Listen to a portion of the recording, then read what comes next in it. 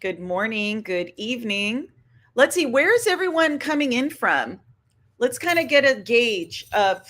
Can everyone hear me okay? Is my mic, ليش my microphone هيك؟ شفتوا؟ خالتي would go, شو هاي ليش your sweater هيك؟ شو يعني انتي؟ Let's try and fix that. Salma from Libya. Hello. Well, thank you, English teacher. Appreciate it. Thank you. Thank you. Bahrain is in the house. Hi, Eli. I love that. Where is everybody coming in from? I want us to connect as a community because today we're going to talk about something heavy. It's a heavy topic. As a clinician of over 20 years working within our cultural context, I can tell you very much that we struggle with a lot of religious trauma. And many times it's masked under culture, which I'll talk about in a minute. So I want us to be good to one another, to be kind to one another. This isn't a religious debate. And I think it's important to say that this is not against religion at all. This is about you connecting with the God of your heart to understand some of the messages that you may have received. And if there's any harm done, how you can find ways to heal it. And we will go over the different key concepts of religious trauma syndrome, spiritual abuse. Yes, that's a thing. And moral trauma, which is being taught that your normal human feelings are either haram or sinful. Okay. So as everyone is coming on, Mira, where are you? Winninti, hop on stage. Let everybody see you. Everyone, I wanted to introduce my assistant, Mira, who is coming to us live from Egypt. I'm coming to you live from California. And we've got people from Bahrain, Libya. Where's all the Egyptians? Where's the Egyptians? All right, Mira, introduce yourself and maybe uh, go over some topics, some yalla news on for International Arab. Yes. Good morning, good evening, wherever you are. I'm Mira. I'm Tiffany's assistant. I've been joining her. I've been blessed to join her every Wadih Wednesday. We talk about a new topic and we answer your questions. I'm always here to help make Tiffany see your questions because we're streaming on different platforms. I always like to let you know that. That's why maybe Tiffany's looking in different places because we have 3 platforms. We're streaming on YouTube, Instagram, and TikTok. I'd like to let you know that our website is it's in the link in our bio, and it has all the workshops for 2026. So if you'd like to go check them, you have all the details there. And if you have any questions, always feel free to DM us. I'll be more than happy to help you. And yeah, as Tiffany said, please be kind. What doesn't apply, let it fly. That's her word. Always she says that. Let's use this time to heal and to learn and to be nice for each other. Yeah. So thank you so much for being here and for being a part of our community. Thank you, Mira. You're amazing. Yes, thank you everyone for joining. Good morning, good evening, everyone. All right, let's get started. This is going to probably be a part 2 because I realized I have so much information, and so there will be a part 2. I can almost guarantee it. So let's get started. So, religious trauma in Middle Eastern communities is very complex because it's religion, culture, family, history, and identity are all deeply intertwined. Okay? You guys hear that? This is why this topic is so complex within our cultural context. Trauma doesn't come from faith itself. Let me repeat that.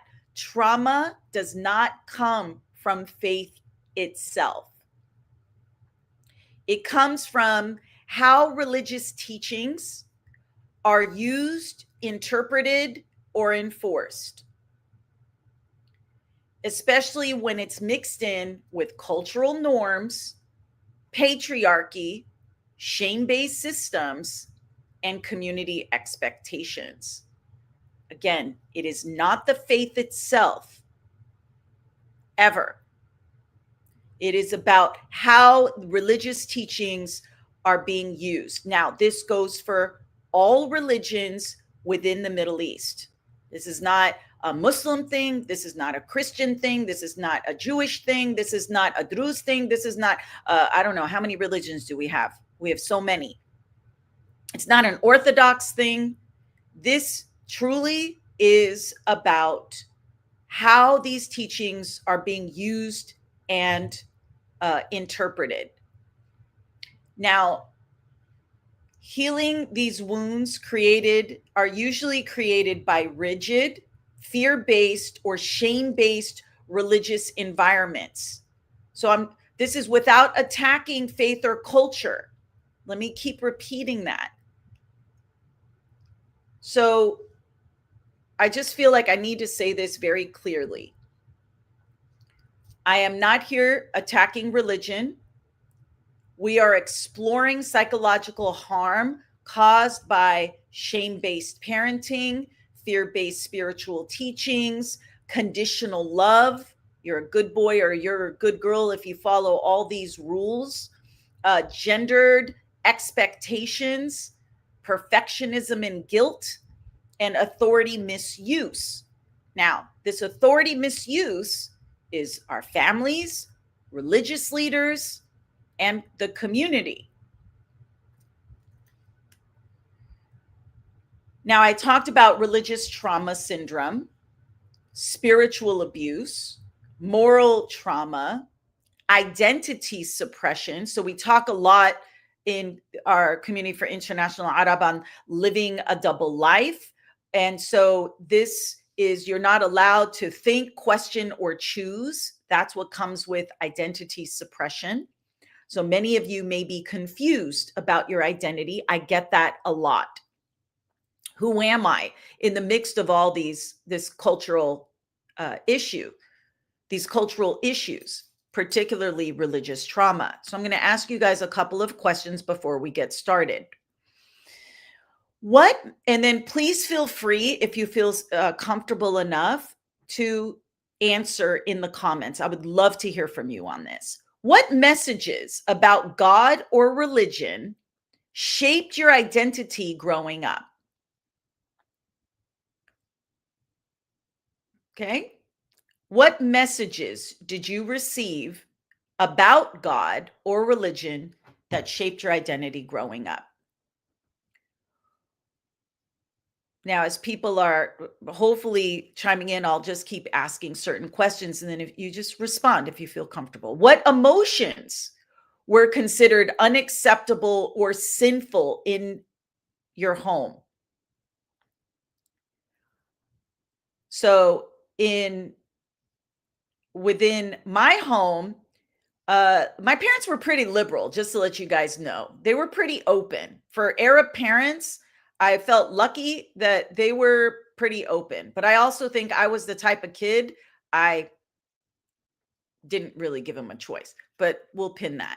Let's see. Someone wrote, anger is a big one. So the emotion that was considered unacceptable, I love that. Who was that? Cashew 444. Thank you. Because a lot of work that I do with my Arab clients is connecting them with that anger and that rage. And it's profoundly uncomfortable and very unsafe because it was unacceptable. Thank you for that. Let's see. Sophia, if I don't live a certain way, then I will go to eternal hell. So I was constantly in fear. Thank you for saying that. How many of you, maybe by a show of an emoji, where if you didn't live your life a certain way, that there was this threat that you will go to hell? And so maybe you lived your life in fear.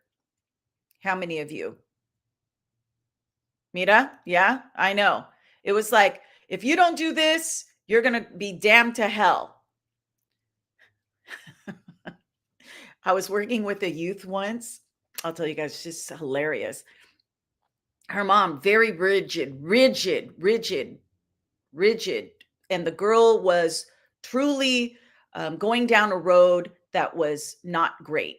And the mother kept telling her, "You're going to be damned to hell. God is going to punish you if you keep going down this road." And you know what the girl said? She said, "I'll take my chances." Oh my gosh. So funny. She said, "I'll take my chances."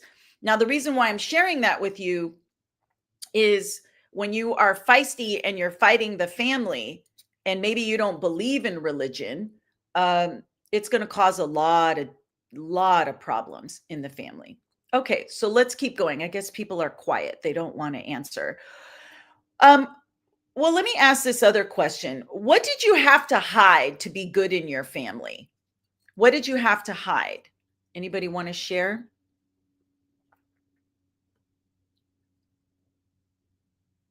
Okay.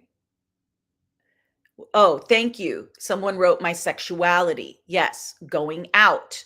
Yes, you would have to hide going out. Sexuality is a huge one. That's a whole other topic for another live. I'll address it a little later for our LGBTQ plus community.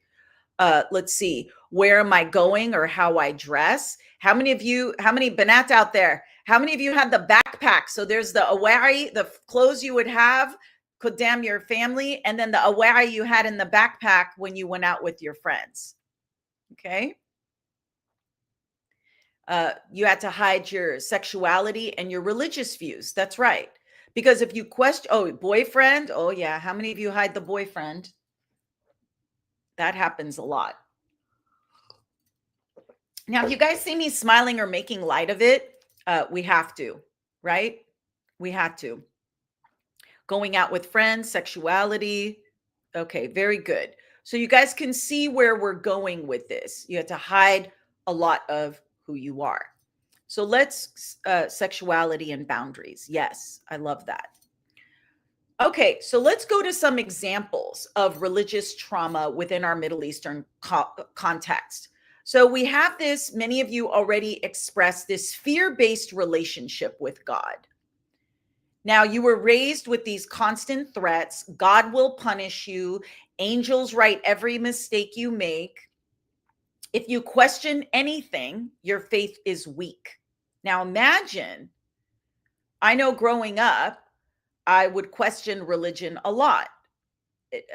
A lot of, just full disclosure, a lot of the God will punish you didn't make sense to me because the God of my heart always felt peaceful and loving and kind. So when I'm receiving messages that God will punish me within my own body, my own soul, that did not make sense from a young age. And so I received lots of punishment for questioning anything around religion, even like scientifically. Like if you look at the Bible or read certain things, I was like, well, science kind of discredited that. Oh no, Anna, that sister, Rahme, oh my gosh, I got, back then they used to hit you and punish you. They used to get heck. So you have to remember when you're constantly under these threats, okay, that God will punish you and that makes no sense, or if you're questioning your faith, that can lead to chronic anxiety, hypervigilance, obsessive fear of doing something haram, panic attacks tied to guilt. So every time you walk outside that house and maybe you're doing something very normal, that you are going to have this intense fear and constantly feeling like someone is watching you. That is profoundly anxiety provoking. So remember, if you were raised under those constant threats, if you have chronic anxiety, there is a really good reason for it. This looming God, the angels are writing everything down. Like, think about it. Like you're gonna feel stressed out for breathing. Now, the shame, this is a big one because I work with this a lot. There's shame around normal human emotions. So messages like anger is sinful, sadness is weakness, desire is shameful. Now, let me hold on to desire for a minute. It is very, because there's so much sexual trauma, like so much of our disconnection from our bodies as Arab. This goes for men and women. It's not just a woman issue. Men struggle with this just as much as women do. That if you feel we've been given this body that has desires, it starts to feel things. And in early adolescence, uh, for young men or even young women, if you wanted to explore masturbation, which is a very normal part of body exploration, you may have felt so much shame just for even touching your body or exploring your body. Now, that's just for you. Imagine if you were exploring that with somebody else. Remember that desire is not shameful, it is a part of our human existence. So, adults who suppress emotions, struggle with intimacy, disconnect from their bodies, which many of us are so disconnected from our bodies that we feel dirty for having normal desires. Okay. So, let me stop there. Mira, how are we doing? How's it? I know I talked about desire. I felt the energy. Everyone's like, yay! I heard my tete. وراي ولا تحكيش هيك. العرب ما في عنا desires احنا. I said, listen to our love songs. Yeah, there's plenty of desires. It's okay in a song, just not in the bedroom. Oh my God, yeah. I'm sorry. I've been wanting to do this topic for a year and a half. I'm ready. I'm so done. So done. Well, you are. So we have a question from Sarah. She said, "Is that comes from religion or the culture?" So, Sarah, this is where I said at the beginning of the live that it makes it complicated because religion and culture are intertwined. And so there's no easy answer to that, because how we move through our community is our religion. How we move religiously is part of our culture. I wish I had a better answer for you, but I'd like to ask you back, what difference would it make? What difference would it make for you? Like with having that answer, what would that do for you? Any other, oops, got a call in. Any other questions? We have, is it Rory B? I'm not sure about the username. Can you see it? Rory B. Cage. Yes. Generational trauma being layered as traditional is insane in our culture. Yes, I agree. That's why we did this platform. And that's why we're doing this topic, so that we can break this generational trauma and be able to say, this is not a part of why can't we evolve as a culture? That's why I'm doing this. So we can evolve and move out of that, so people can be free to express themselves. Because if we're going to talk about God, I full disclosure, I do not believe in organized religion. I respect everybody's religion. I'm more spiritual, that we have more different paths, but we are all connected to the one God. I've worked with too many people from all over the world to think that there's only one is limiting who we are as human beings in our connection to one another. However, I respect everyone's path to God as long as we're moving in a place of unity, love, kindness. So that's kind of where I'm at, full disclosure. With that said, if God has given us peace, then I lost my train of thought. But my point is, we need to break generational trauma and we need to evolve as a culture. God does not want us hurting one another. Okay. Let's see. Feeling disconnected from family because you are the other, as you say, but being strange to other because you are different makes it hard to belong. That's right. And this is where, can you belong to, how do you go through the grief around that? And religion can keep us disconnected, not only from ourselves, but from our families. I get it. It's terrible. Let's keep going. Um, Now there's gendered trauma, especially for women. Growing up, how many women who are listening to this hear your worth is your modesty? Don't bring shame to the family. I think guys hear this too. You must be pure until marriage. Now, I'll be full disclosure. I'm over 50. I really thought this you must be pure until marriage would have shifted by now. Has that shifted? Is there still this expectation that you need to be a virgin until you're married? Yeah. Really? Mm. Oh, okay. Tell you. Well, and oh, so let's see. I'm getting all these answers. Yes. Okay. Everyone's saying yes. Okay. Well, this is where I could spend a whole hour just talking about that. But this purity culture, when you do this purity culture, it hides even more. So we used to have jokes growing up as first generation Americans. The Banat al Arab, they would say they would claim their virginity, and they weren't virgins, and so uh, we just thought that was funny. That it's like just it's okay, it's normal to have sex. Okay, if you're not hurting them, they're not hurting you. It's okay. Can you imagine if the aunties were listening to me, but they'd be like, "Hey, Elmara, Shitan. Hey, Elmara, she's the devil. She's ruining everybody."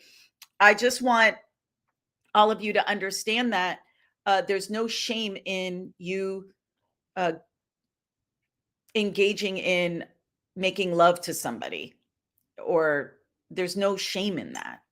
Okay, it happens. Let's see, where were we? A good woman is obedient. Okay. So what happens is if you grow up hearing that, there's deep shame. Now for the guys, let me kind of see in my experience working with men. Masturbation is a big one. Uh Exploration of um can cause deep shame around that for men in particular. For men who are or and women, there's fear of sexuality. Maybe you're exploring your sexuality, and we're all on a spectrum of where we lie on human sexuality, like what we're doing. And so you may be just trying to figure it out. Maybe you like women, maybe you like men, maybe you're somewhere in the middle, maybe you like people that don't identify. It does not matter. But this is where you may have deep shame or fear of your own sexuality and guilt about exploring that. Or you may feel inferior or othered as a result of just not being obedient to the culture. Okay. Now, being taught that I hear this a lot, being taught that disobedience equals sin. Now, disobedience is in the eye of the beholder. So you could be disobedient for moving the cup from here to here. Now, you guys know what I'm talking about within our cultural context. You can do any little thing, and you have that auntie in the corner saying, "You're disobedient, you're defying God." And you're like, I didn't even know what I did. So this is where disagreeing so when you have a parent or an aunt or an uncle that says, or a tete or a sido or a jiddo that says, disagreeing with me is disrespect, disrespect is haram, and you're a kid and you're just asking basic questions, you need to remember that you're not being disobedient. You may be curious, but your curiosity may be put down, and then you will bring shame for yourself of even just asking questions. Good children obey without questioning. Now, I questioned everything growing up. Everything. I forced family members to explain themselves, and I got hit, uh, shamed, all kinds of things happened to me. I have no regrets. However, the internal impact on me, which maybe some of you was I was an adult or a young adult who couldn't set boundaries. I would say yes to everything. I wouldn't say no. I became a chronic people pleaser because I was punished so much for asking questions when I was younger that as I grew older, I learned to not to question authority. So if I was at my job and they were giving me all kinds of work, I just said, yes, yes, okay, okay, okay. And I lost my sense of autonomy. Now, how many of you could relate to that? Okay. That being taught when you're disobedient. So that way you don't even question your bosses, you don't question your partners, and you may be in abusive situations because of this. You're not being obedient because you're asking questions, which then leads to emotional manipulation using religion. Okay. So what does that mean?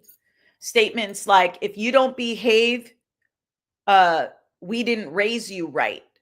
So now you're responsible. Your parents may be not in the like through the eyes of God. Now you're shaming.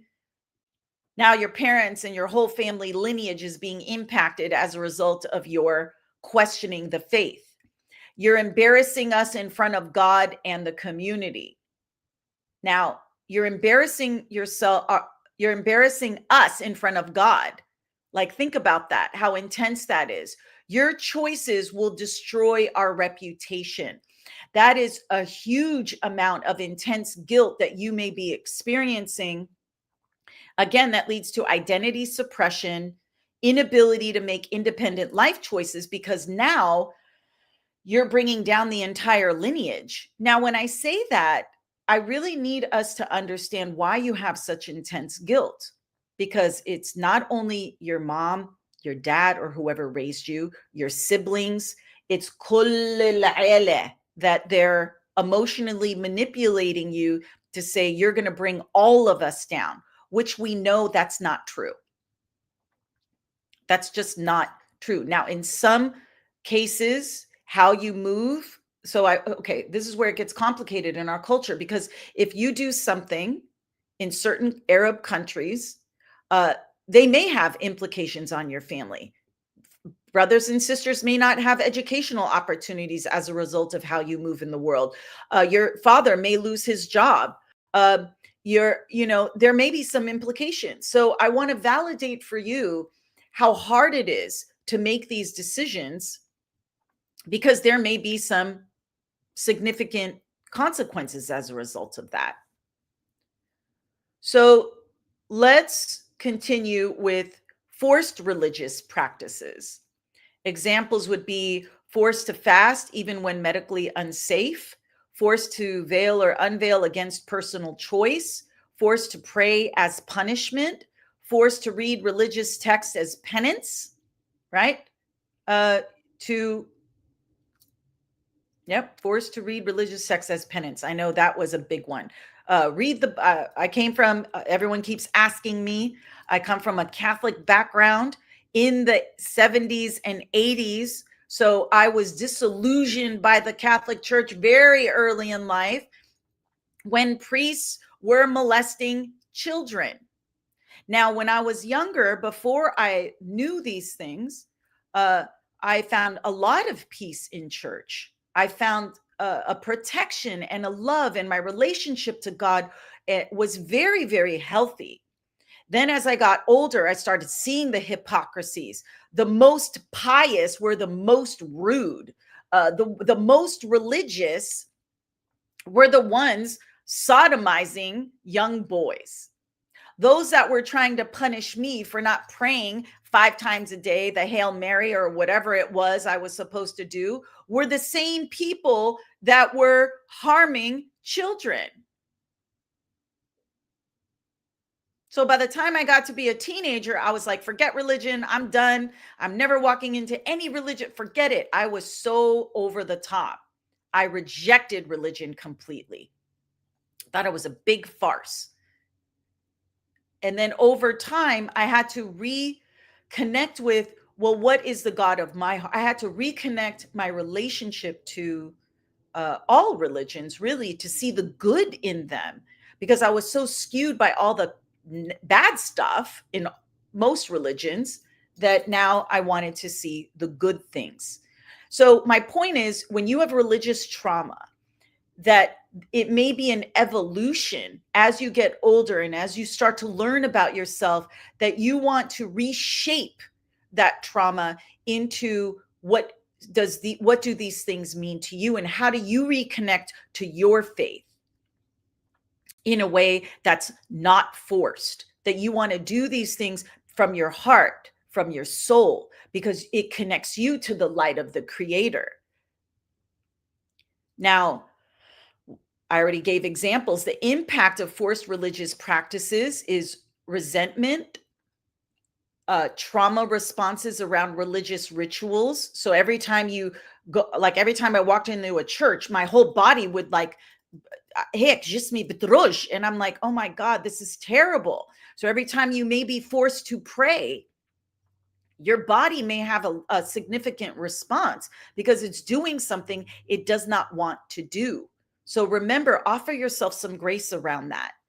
And then I spoke earlier about the detachment from personal spirituality. So you may want to have a relationship with God, with your faith, yet when it's forced or when it's interpreted in a way that doesn't make sense to you, you want to reconnect with that. But there could be that significant detachment of what all of it means to you. So the next one, which I talked earlier about, is sexuality and this purity culture trauma. Messages like sex is, oops, did I lose you guys? Sex is dirty and sinful until marriage. Sometimes I see Banat Arab, I see this a lot, where if they do have sex with their boyfriend, they feel this obligation to marry him because it's less sinful. And even though they know it's not the right choice, but they feel this intense guilt. Oh my gosh, I slept with him. Let me marry him versus, and that can lead to a life of panic around romance and marriage. You will ruin your life if anyone finds out. How many uh, people from the LGBT community, Q community, they say if anybody finds out you're gay, you will ruin your life. How many of you have heard that? If anyone feels comfortable to share. Now we know it's not true. You're not going to ruin your life by being who you are. That's a projection. Okay. So you must always feel this shame in your body. So let me move from that. Many of us, irrespective of sexuality or male, it doesn't matter. Most of us, we were taught to feel shame in our bodies, to be disconnected. Now, the more, and I always say, the more connected you could feel to your body, the wealth of information. But yet we were taught to disconnect from our bodies for a variety of reasons. So many of us have body shame, sexual dysfunction, fear of intimacy, panic around romance and marriage. So you wonder, a lot of people, they don't want to get married.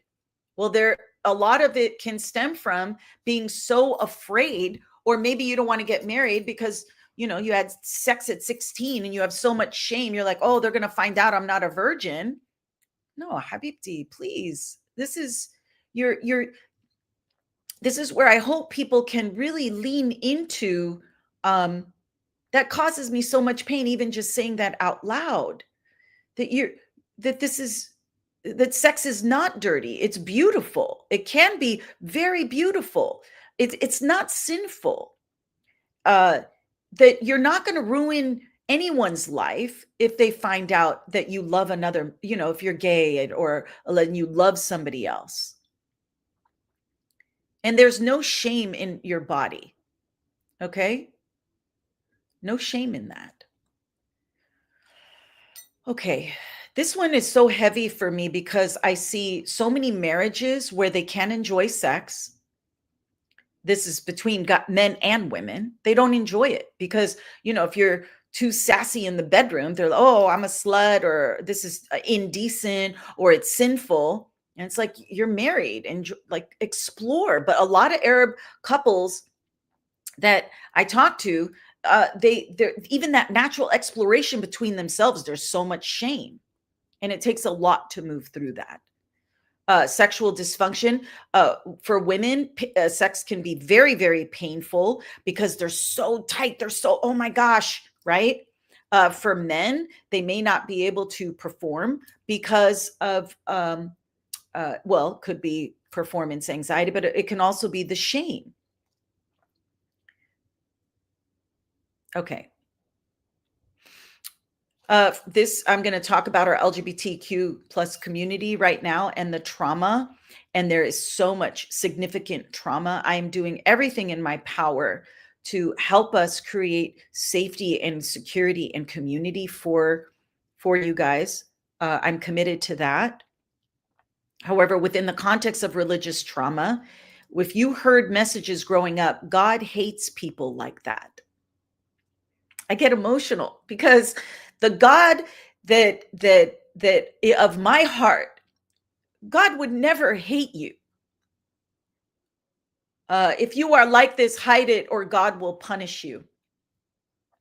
God will not punish you. They're punishing you. The individuals, your family, they're punishing you due to their lack of connecting to the essence of what God is. And God is love. God is kindness. God is, and the stories I hear daily from the LGBT community around the harm that's done is, I was born and raised in San Francisco in a very liberal environment where love was love. I'm not saying there wasn't discrimination or any of that kind of stuff. And I felt like, oh my God, I'm hearing these stories. And I'm like, I was living under a rock on the religious trauma and conversion therapy and the severe internalized shame that I hear from people from the LGBT community saying, I have so much self-hate. There's so much internalized self-hatred and identity conflict and depression and isolation. I said, is this what God wants for us? No, not if for community, for international Arab, the God that if here says no, there's nothing for you to be ashamed of. Find your self-love. There's no confusion in your identity that you were born this way. And how can we as a community not isolate you and uplift you and give all of us a sense of belonging instead of harming one another?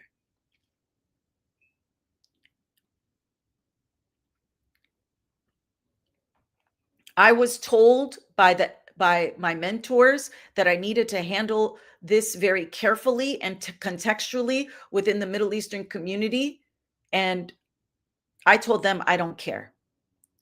I don't care how much pushback. I don't care who, what do they say? Cancel culture. It doesn't matter to me. We do not harm one another for who we love. And if people don't like that, what did my auntie say? Sorry, I got too intense, but it really hurts me. I don't care who cancels me. Anyway, that was, what I just did, that was my tete. Okay. Oh, I love you guys. I love you guys. I love you. I really do. Even if I don't know you, I could feel the love from you. Okay. I spoke earlier about trauma from religious authority figures. I have, so examples would be teachers, imams, pastors, priests. They're using fear to control children. They will use their power to tell children things like, God wants you to do this to me, and insert sexual act. where it can confuse children. Okay. Clergy denying abuse or blaming the victim, and leaders discouraging therapy. Just pray more. So the religion is causing the trauma instead of the leader being more explorative and being curious about what your experience and to reshape that so that you can connect closer to the religion. They just say, you're the problem, versus the people who are interpreting the religion.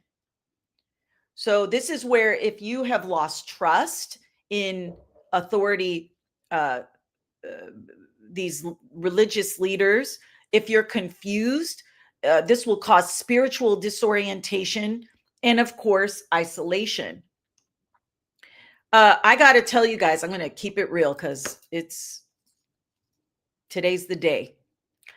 I got to tell you guys, the most religious people, the ones that are putting everybody down, and I call them the moral police, they're the worst ones. What are they hiding? So I'm letting you guys know, clinically and psychologically, the ones that are pointing the finger the most, don't get seduced into their nonsense. I'd like you to remember my words. Tiffany said, Khalto said, watch out. Hadoli are probably doing the worst behind closed doors. And then get a good chuckle out of it. Because it's so heavy. Our religion is so heavy in this culture. But just remember, in my experience, the ones that are pointing the finger at you, 3 more are pointing back at them. Okay. All right, let's keep going. So yeah, that leads into community surveillance and moral policing. So the neighbors reporting a girl for being seen with a boy. Now, if you're doing that, if you're telling your mom or your aunties, Shufna bint Hayat kanat ma wahad, stop yourself. Please stop yourself, because now you're becoming a part of the problem. Okay. Community gossip is used as control. They would say, my mom is named Hilda. They go, Yee, shufu bint Hilda, rahat ma hek o hek. This community gossip was to not control me, because you couldn't control me because I was a nutcase, right? You couldn't control me. But my mom, my poor mom, it was to try and control her and put her down, right? So this constant monitoring of behavior and clothing or lifestyle, or if you see somebody and they're wearing something different and you're making fun of them, why would you do that? What's going on within you? Are you a part of this community surveillance, moral policing? Let them be free. But what's going on within you? And maybe you're jealous, or there's a part of you that wishes you can be like that. Excuse me. So just do some exploration. We need to all stop this gossip and this reporting of people, because again, you're contributing to the social anxiety, fear of judgment, and leading a double life. How are we doing on time? I got 2 more. Being labeled as bad for questioning or thinking differently. I know anybody on this live, you're a cycle breaker. Every single one of you on here, anybody who's a part of Community for International Arab, I know you are a cycle breaker. And what does that mean? You question things, you think differently, you may move in the world differently. And you may get questions like, statements like, why are you asking so many questions? Oh, I got that my whole life. Only people with weak faith questions things, when we were meant to be curious and to question things. Anybody strong in their faith wouldn't mind the questions. So it's the opposite. If you are clear in your faith, bring it. Ask me as many questions as you want, because I am strong in my faith. So you asking questions is usually an indicator that they may be wobbly in their faith. So try not to internalize it, that if you're getting these reactions, why are you asking so many questions? You're weak for questioning the faith. Just say, well, Why are my questions causing you distress if you were strong in your faith? Now, the implications of that would be you shut down your own curiosity. You just stop asking questions. You go with the flow. You do what the family wants. You have intellectual shame, because a lot of times you're questioning things that are based in science, and they're like the hymen being broken, that it bleeds. Okay, science has long. So for the girls out there that the family wants to see the blood with the handkerchief, science has long disputed that. But again, you may have intellectual shame because you know this, but they're going to push back on you. You may have a loss of your own identity. So this is where I work with a lot, where you don't know where you begin and where they end, where the culture, religion, all these intersection, like where they all converge, where you lose who you are. And then it also leads to this all or nothing thinking. Arab, this is a big defense mechanism. It's either this or that, and it's really hard because we want to be able to live in both. And the last one, which I think somebody spoke to earlier in the live, was traumas passed down through parents. Parents raised with fear-based religion. They may tell their parents, if I suffered because I didn't obey my parents enough, if you don't follow the rules, God will punish you like he punished me. So there's all this projection onto the children. And then what do you do with that? That's intergenerational trauma, fear, guilt, and control, and duty-based love. So now I'm only loved when I do all the things. And that may show up in your romantic partnerships, and that could lead to a lot of suffering. All right. So the last 10 minutes, I think I'm going to stop there because that was a lot. There was 12 12 criteria that I identified of examples of religious trauma. And I'm just curious, how many of you related to any of the 12? Anybody? Thank you, Falling Stars. Oh, anybody relate to the 12 things? Yeah, thank you. I think many of us can relate to at least one of them. So next Wednesday, I'll end with, before we move into how we can overcome religious trauma, I'll encourage you to take this next week to kind of say, how do these 12 things show up? How do these things show up in my life? What are the signs? So you feel guilty for relaxing or having fun. You feel anxious if missing a prayer or a religious rule. You're feeling watched or judged by God. You panic after having sexual thoughts. Don't panic. Try not to panic. Have fun. Start to let loose around that, please. Difficulty separating religious belief from family control. This is very key. Okay. And you feel like a bad daughter or son for wanting independence.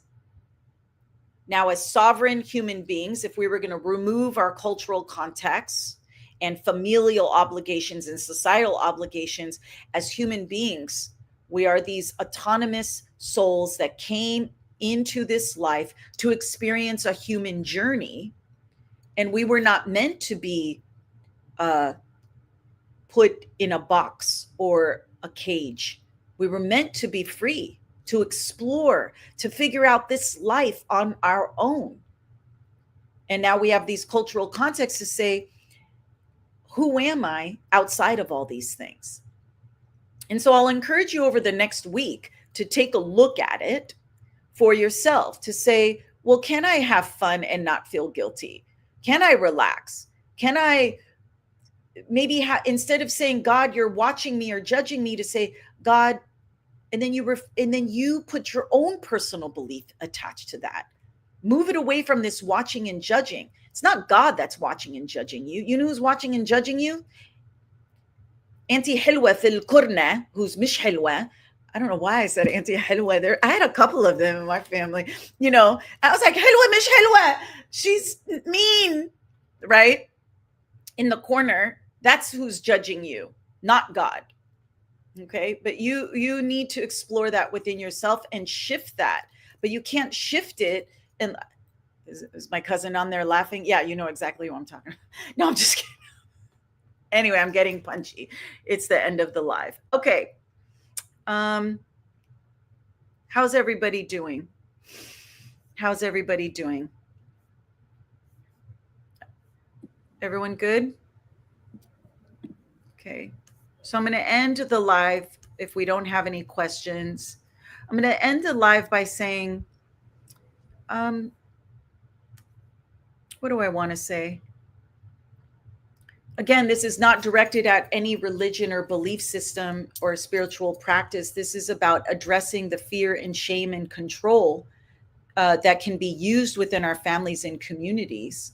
Faith itself, again, is not the problem. Harmful interpretations are.